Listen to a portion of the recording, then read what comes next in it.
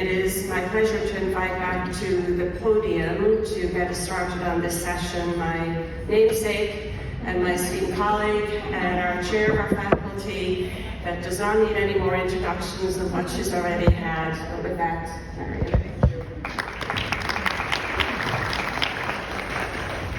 And I'm going to have to do a Dr. Keneally on it and figure out, do I need the glasses or do I not need the glasses? No, sir. I'm good. We'll go with no glasses. All right, so last August when we were preparing this year's agenda, we had this great idea of the evolution of altruistic donation, but as I prepared for this talk and tried to do some research and literature search and everything, I realized that there was actually no material on this, believe it or not. And so I thought, okay, what am I going to do? So we changed course, and I think you will be very pleased with the course that we have kind of chosen for this talk.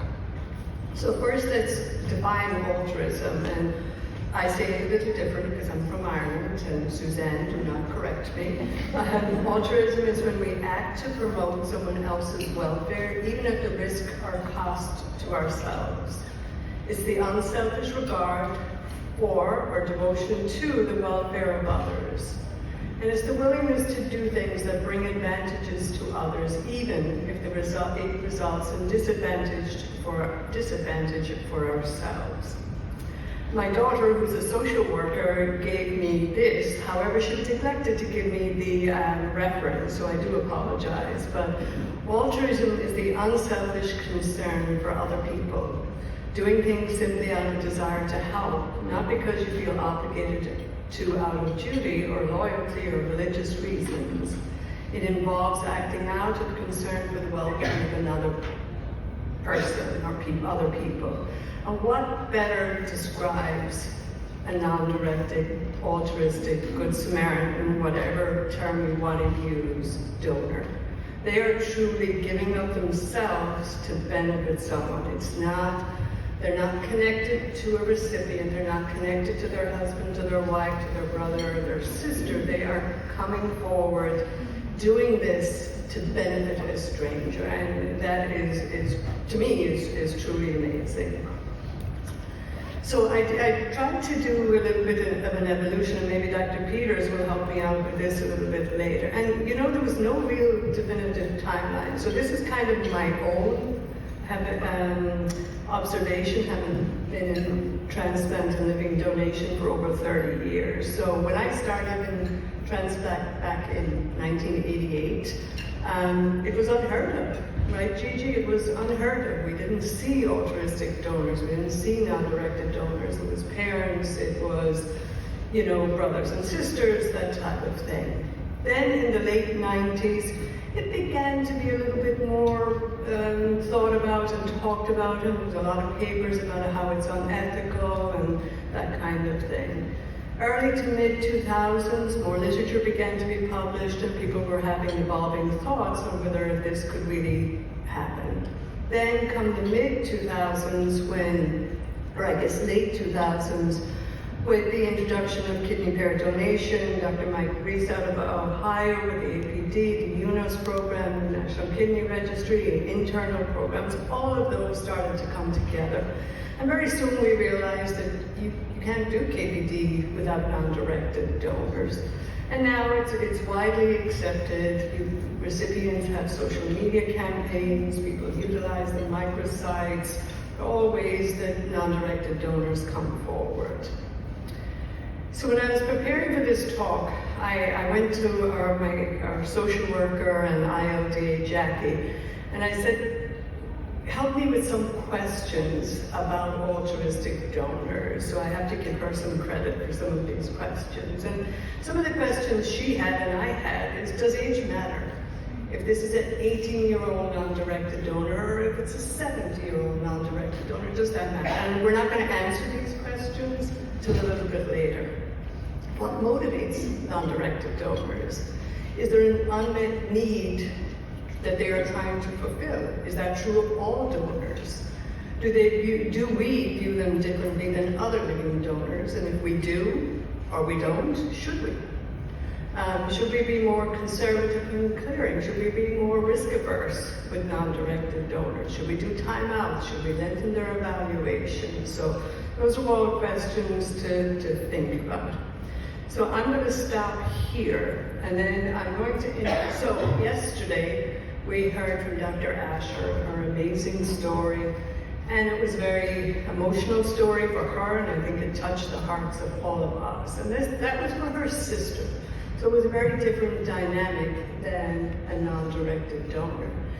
So today we're going to hear from a non-directed donor and his journey, and what were his emotions and thoughts as he went along that journey. So it's my great honor to introduce a former patient, I must admit, Michael Lollo, or Michael.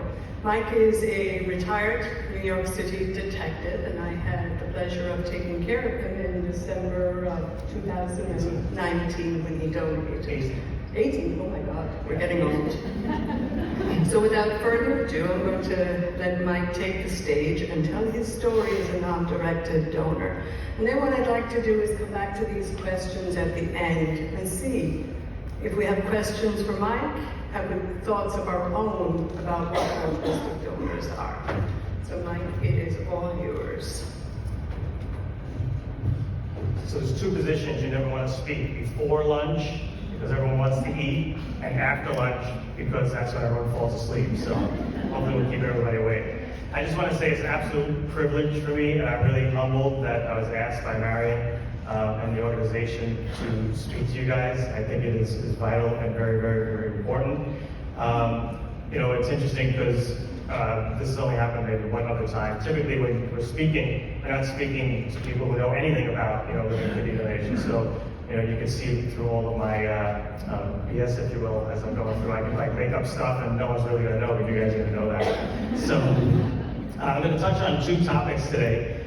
First is my journey as a living kidney donor, as a non-directed donor. And then the second is it takes a village.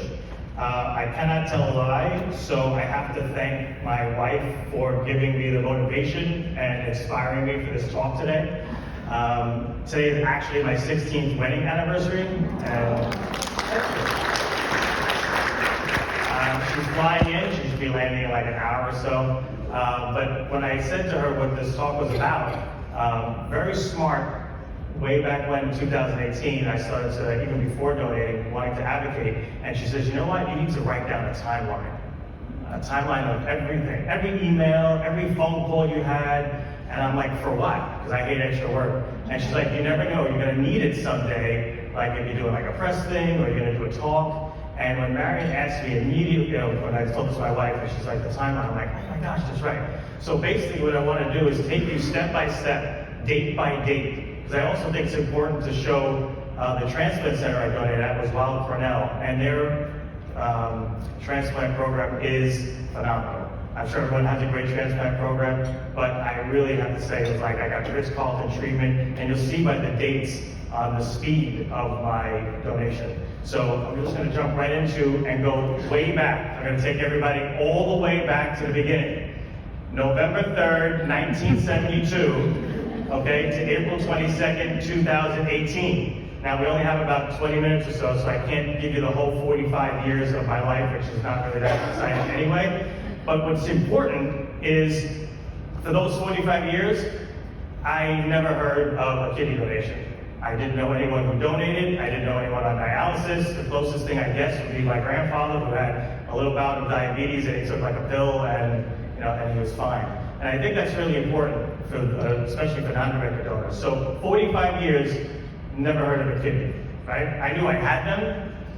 I knew where they kind of were, but I honestly didn't know how important they were, or that you could just give it away, right? So next, we go to April 23rd, 2018. I'm sitting at my desk as a detective in the NYPD, and a flyer popped up on the computer, and it was for Tommy Alexander, a police officer in the Harbor Unit. It just said, he needs a kidney. There was a telephone number. Called my wife. I'm like, what should I do? Should I try and donate? She goes, sure. Should I give you the number? She goes, I'll call too.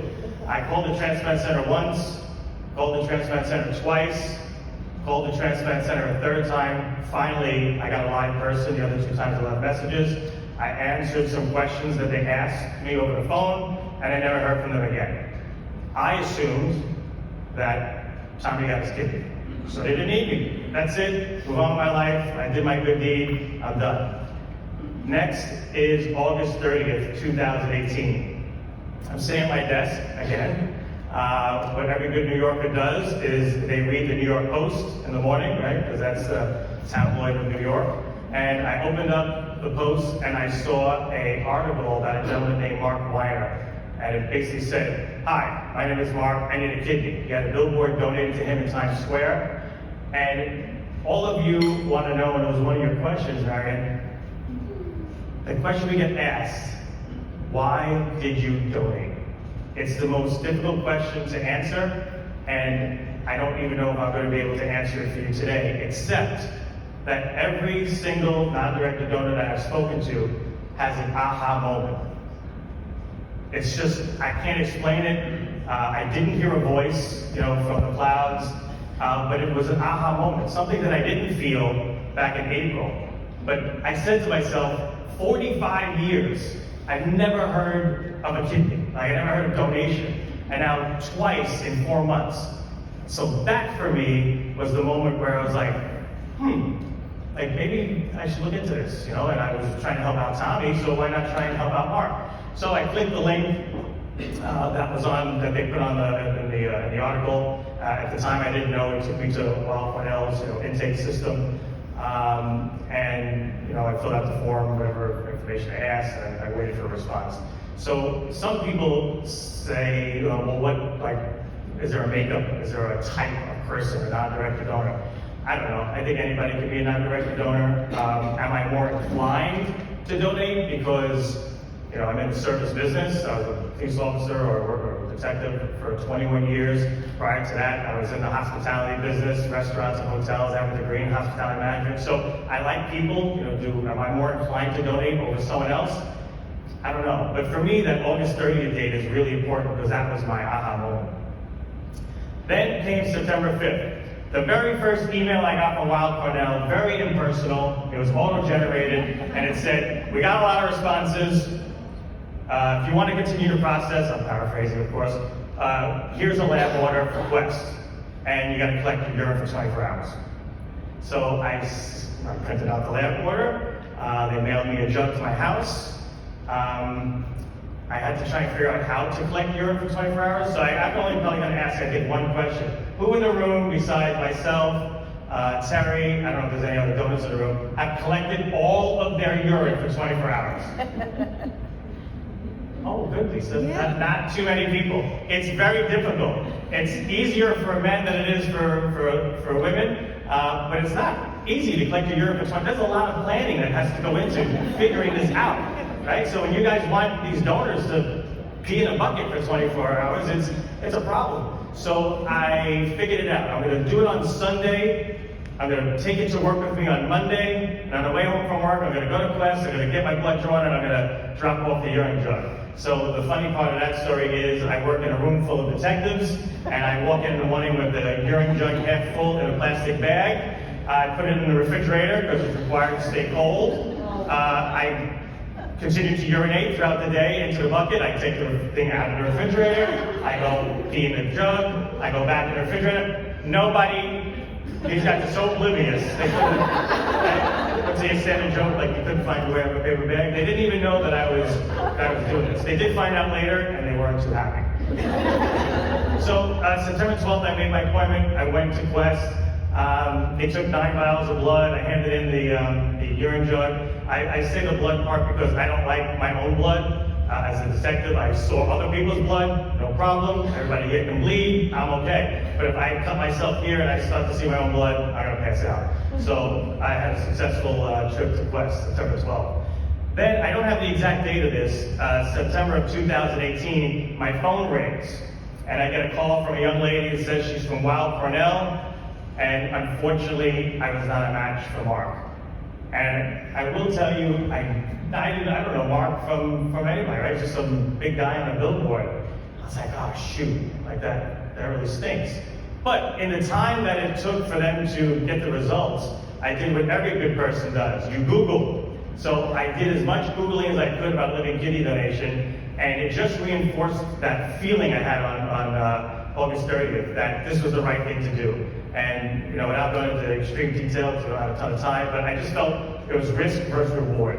The risk for myself was so small compared to the reward to change somebody's life.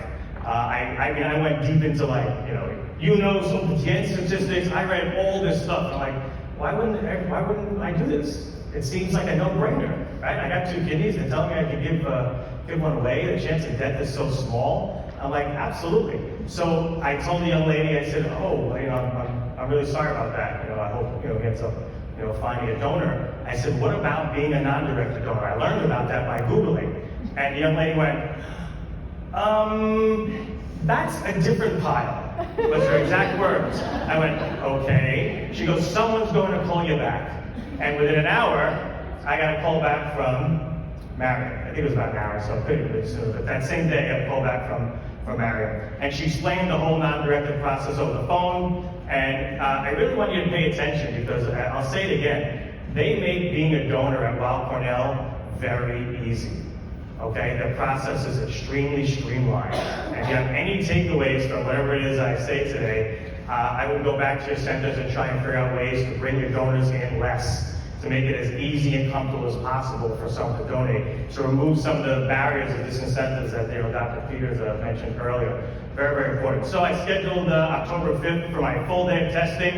It's literally full day of testing, 8 a.m. to 4 p.m. You guys know what the tests are, so I'm not going to bother you with all that stuff. But what's cool was, Marian, they worked around my schedule, right? What day is best for you? Show up on October 5th at 7:30, because I'm always early. And she neglected to tell me one aspect. The amount of blood that was going to be drawn. You did not tell me that there was going to be that much blood. So I know I'm not that great, but I just had the 9 vials, everything's perfect. I sit down in the chair, the phlebotomist sticks me. Before she sticks me, she starts taking the vials out of, or tubes, whatever you call them, out of the cabinet. And I should have counted. And I sat there like 10, 15, 20, 25, and she stopped. I'm like, oh shit, I'm 25. She goes, oh, I forgot these 3. 28 vials of blood. I'm like, oh my God, I'm never gonna be able to do this. So she sticks me, she's like, how you doing? I'm like, I'm doing great. Vial 8, I get, I'm not doing great. And she's like, what's the matter? I go, I'm going to faint. She goes, no, you're not. No one faints. I go, I'm going to faint. And she took the thing out, right? She gives me some alcohol swabs to put in my nose to try and wake me up. She gets me up. The next thing I know, I wake up on a gurney. And there's 2 nurses above me, and they're like, are you okay? I'm like, yeah, I'm good. I'm so sorry. I guess I'll come back, to complete the process. And I'll never forget, she went, oh no, honey, when we get a live donor in here, she goes, we do not let you go. So she goes, I said, well, what are you gonna do? She goes, oh, you're laying down, you can't faint. So she takes the blood, and the rest of the time. This is all true. I swear to you, everything in this presentation. No, I'm not. I swear, you weren't there when I fainted. I swear to you, I promise you that is the truth. That is exactly what she said. So October 9th, test results come back, clean bill of health, which I could have told Marian that anyway, because look at me, spitting image of health, right, Marian? You knew that. So next, October 16th, I knew that there was going to be a committee. Now I really know what committee clearance is or what the committee thing is, but I get a call from Marian, and she tells me you've been cleared to donate by the committee. I'm like, that's great. Like, that's fantastic. I said, sign me up. So one thing I did neglect, when I went in there to be a non-directed donor, Marian gave me all of my options. And I remember there was like a pamphlet right on her desk, and she explained to me about the NKR and how you're non-directed donor, you can start a chain. I'm like, that is great. They have all these protections for donors, like kidney privatization. Like, that's fantastic. I'm like, yeah. Travel wage reimbursement. My wife and I had to stay at a hotel in the city and all that stuff. I'm like, perfect, yes, I'll that's what I want to do. So she calls me on the 16th and she says, you're cleared to donate. I said, put me in the system, Marian. And she went, oh, no. I said, what do you mean? She goes, her exact words, just one more day. And I think that's important, right? You said you like that, right? just one more day. I said, no, let's not waste time, right? Because I want to get things done. I like to procrastinate. She goes, I never let a donor make a decision the day that I call them and tell them that they are cleared for a transplant. I'm like, why? She goes, just go home, talk to your wife, and if you still want to do this tomorrow, you call me tomorrow. So I called my wife, told her that I passed we already made the decision, but she made me wait a day, so I had to wait the next day. So I called her the next day, and I gave her a window of December to January, which would be best for me. Why? Because I didn't want to drive into Brooklyn in the snow, and December is the most wonderful time of the year, I thought, so what better time to give a kidney away.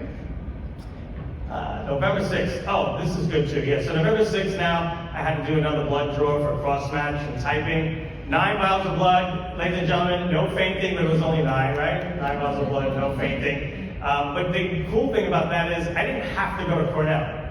I could have done it at my local Quest, that was the option that Marian gave me. But as any good city employee, I like to do things on job time, right? So, this is true. So I told my boss I had to go run an errand, and I drove to Cornell and had them do I'm still in the confines of the city, so I'm still good to go, do the blood draw, everything was great. I got the call November 9th that I was active with the NKR system. I was blood type A2. I don't know if I still know what that means, but I heard it's a little bit, not that it's rare, but it's a little bit rarer than A1, I guess, and you guys know better than I on that. November 14th, I got a very interesting email from my coordinator. I think I can put your name in there, Marian, and she said, do you have any expectations of the chain? I had no idea, I'm like, what? I didn't know what that means. So I called her up because I don't like the email thing. I'm like, Marian, what are you talking about? She says, well, do you have any expectations on chain length? Because we've identified somebody that would be a good, match for you. She's highly sensitized, but it's only going to be a 2-person chain. I'm like, okay. She goes, well, some donors, they don't want to donate unless it's 5 people, 6 people. I said, I came into this process wanting to just help 1. Now you're telling me I'm going to be able to help 2. Now that I'm experienced, I know I actually helped more because those 2 came off the deceased donor list, but I didn't know that at the time. I said, absolutely. I said, I'm fine. The very next day on the 15th, Marian called me, gave me the news that I was a match, and I would participate in the 2-person chain scheduled for December 4th. Even when I was going through this, I'm telling this to you now, I have chills up and down my arms. I got the news while I was at work with all these early detectives that didn't know I was carrying urine around. And when Marian called me, I didn't quite tear up, but I went into the hallway and I called my wife and I said, they matched me. And my eyes are welling up now. Like that's how I felt at that moment. When Marian called me, and then when I told my wife, I was like, wow, like this is real. I'm matched to somebody, right? I thought I met my match, my wife Megan. Now I'm matched with some other, person in the world, and it's a really interesting feeling that's kind of hard to describe. November 27th was the final blood draw at Weill Cornell, second cross match, 24 vials of blood. But I told them that I needed to lay down. And she went, oh, this is true. She went, oh, you're the fainter. She goes, we heard about you. I said, what? I'm like, how? I said, doesn't this happen all the time? And she's like, no. She's like, you're only the second person I know that fainted during a donation. I said, oh my gosh, it's terrible. So, November 3rd, the night before my donation, I'm excited. My wife and I checked into the hotel right next door to Weill Cornell. Cornell, their protocol requires a cleanse. So I'm a good patient, or well, not really a patient at the point yet. I listen to Marian. I start the cleanse. It's 9:30 at night. I'm in the bodega. I don't know if I'm allowed to say that. I'm in the corner store with my wife to get some supplies. My phone rings and it says Marian Charlton. I'm like, Marian's calling me. I'm online to pay. I'm like, hello? And she goes, hello, Michael? I said, yes. We have a problem. I said, what's the matter? She goes, your recipient is sick, has the flu. They think she has the flu. We cannot go through with the donation tomorrow. I said, what? I said, so what are my choices? She goes, and this is another important date. She goes, well, we always have a backup. So if you have to donate tomorrow, you can donate tomorrow. I said, what about this woman? What happens to her? I knew she was a female, that's all I was told. Lives somewhere on the East Coast. I said, what about this woman? She goes back on the list. But you said she was highly sensitized, and you said that, I'm her match. She's like, yeah, so the choice is yours. And I didn't even have to ask my wife. I said, absolutely not, because what I thought about was her family. I don't know how long that she's been waiting for a kidney. So how could I, I almost felt like, how could I let them down? So what's the big deal for me, right? I'm going to lose a few pounds because I had to take the cleanse. I said, but other than that, I'm just changing the date. But by me giving my kidney to someone else, that would be great, that would help someone else. But I already had this small connection to this person that I never even met. I said, no, I'm gonna wait. And she's like, okay. So, December 11th, great news, my recipient was fever-free. Fever-free, new date, December 19th. Not that much further down the road from where I wanted to donate. December 16th, I am sitting on my couch with my wife, and Marian calls me again. And my wife said, you're not changing, before, I didn't even figure, she goes, you're not changing the date. Because I have 3 kids, I have dog, and I all this other stuff in school. We had people all arranged for that first date. Now we had to switch it all again to the 19th. And now we're gonna have to switch it all again. She's like, you're donating, you're giving the thing away. I said, okay. I pick up the phone. Hello? Michael? Yep. What's up, Marian? Don't tell me the recipient's sick. She goes, no, Dr. Del Pizzo has the flu. I said, what? He cannot operate on whatever the date was, the 19th. I said, well, now what? And she says, well, how about this guy, Dr. Watkins? I said, who is that? She goes, no, he's very good. He studied under Dr. Del Pizzo. And I said it joking, but I want to focus on something there when I was doing the run-throughs and it hit me. I think about that. I never met this guy. Never laid eyes on this guy. But I was so comfortable because of the connection I had with Marian. I was so comfortable because of the connection I had to the transplant center, and I held them in high regard because they treated me like gold from the start, that I was saying yes to some doctor that I don't know. I never met him, I don't know anything about him, I'm just going by her word. And I was like, wow, that's really powerful. So that's how powerful you guys and girls are, right? That trust, that bond that you have with every donor, and I say specifically, with the non-directed donor. So, how about this guy, Anthony Watkins? December 18th, I checked into the hotel the night before, and I don't know if you remember, but I tried really hard. I'm like, I'm staying next door. Can't I just meet this guy so I can see him before he cuts me open and takes my kidney out? She's like, no, because he's so sick and he's doing all of his surgeries, he doesn't have time. He really just doesn't have the physical time to see you. So we brokered a deal that he would call me on his way home.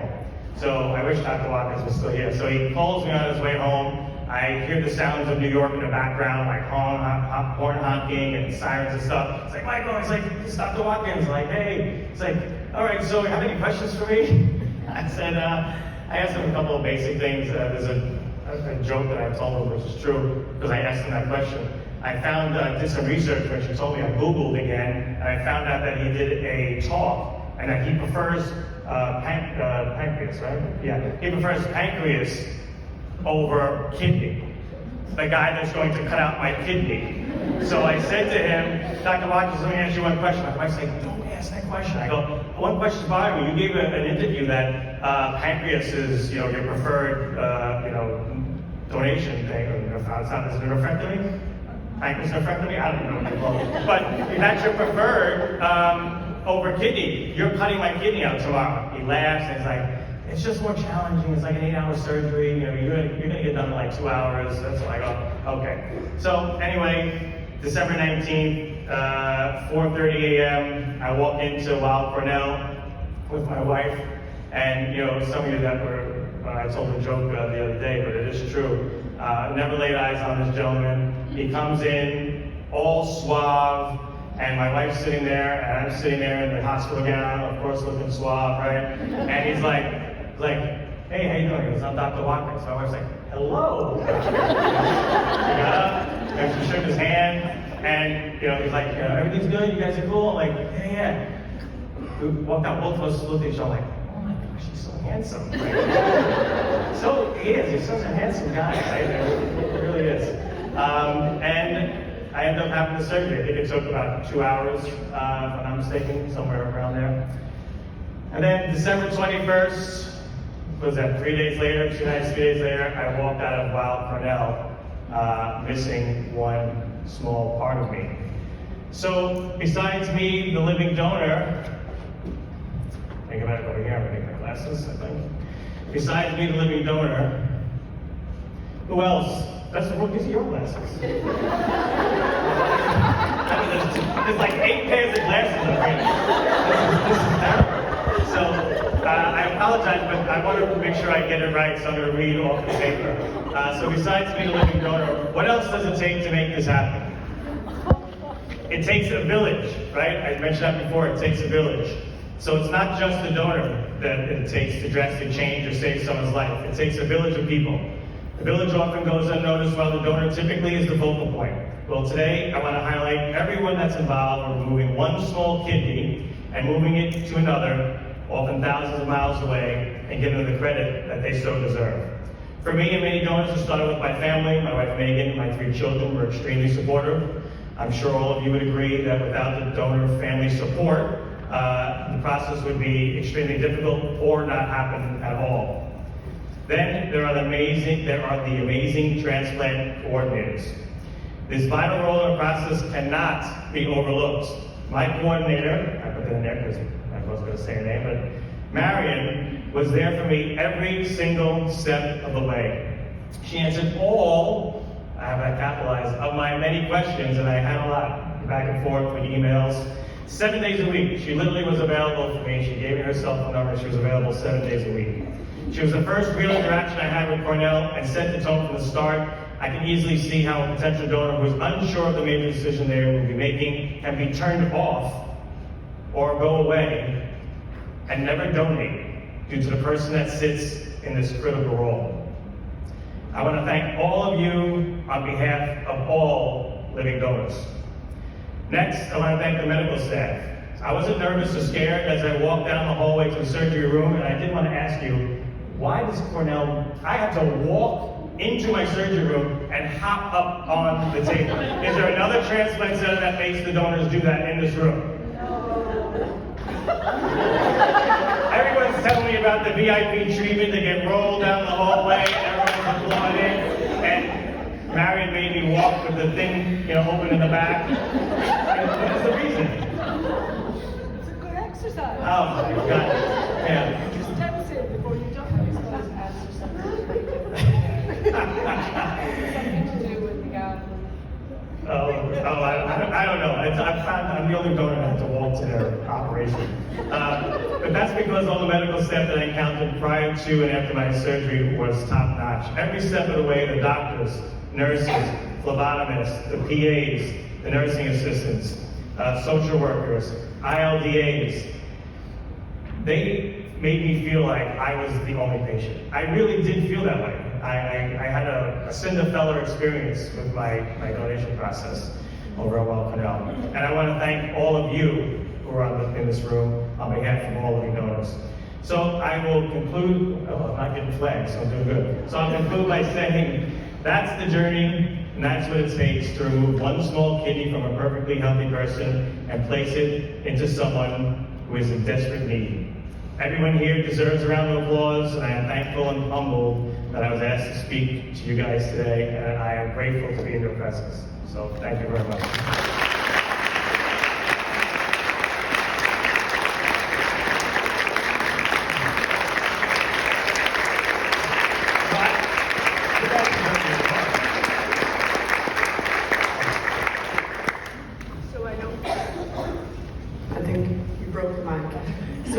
I know we went over time. Dr. Miri, come, one quick question, Dr. Peters, and then we'll make up time at the end of the day, if you don't mind, but I did not want to take from Mike's special story. I listened to your story. I can just tell that you are a wonderful guy. Oh. That's the first thing. Even though he is a New York City cop. You're a wonderful guy. And I'm so proud of the people who have worked so good with you that you are so much impressed. One thing that I want to change a little bit, I'm sure your doctors have been very busy. I have been doing this all my life. When I become a physician, I am the first one who see the patient, and I'm the last one also who see the patient. We spend a lot of time. So that person who gives his life to me to take the organ out, you should know me. You should be familiar with me. I'm his closest, but I'm happy that in your center is different, but it's not in our center. You take care of it. Well, this was a great talk. We had a chance to chat beforehand also. I appreciated that. And I do want to mention the walking to the operating table with the surgical gown on. It isn't often that a surgeon gets to transplant yet another surgeon. And one of my favorite stories is a chap who was from Fort Lauderdale, and for some reason he came up to Jacksonville. He was a general surgeon my age. And we were getting ready to go to the operating room, and I said, well, Lenny, come on, let's just walk to the operating room. And we did. So you're not the only one, although he was a recipient. I rise, though, Marian, to comment, as you mentioned at the early portion of this talk, regarding altruism and organ donation and transplantation. And I think you're right, there's very little literature on this, and I've kind of been an amateur historian of transplants one way or another for some time, and it has occurred to me that this arose in the late 60s and early 70s when there were questions actually about the thing I mentioned earlier today, and that is financial incentives in donation of both what we call cadaveric organs at that time or living donor organs. And there were admonitions from the transplant community itself, from us, from founding surgeons of transplantation, not to pay for organs at all. Reimburse the costs, and in those days it was hospitals that did the organ procurement, but do not pay the donor or donor family. And of course in living donation that carried over. And I think the roots of altruism in organ donation have grown from that, even within, for example, the Catholic Church, which has then had edicts on commodification of the body and on and on. But at any rate, I did want to mention that, and also I must say, Marian, to thank you for a fantastic program. And you know, anytime you have a cop on the podium, it's usually a good day, because you're not pointing a gun at you. Not just a cop, but a New Yorker at that. Thank you so much. I think saying thank you sounds a little hollow, actually, to somebody like Michael.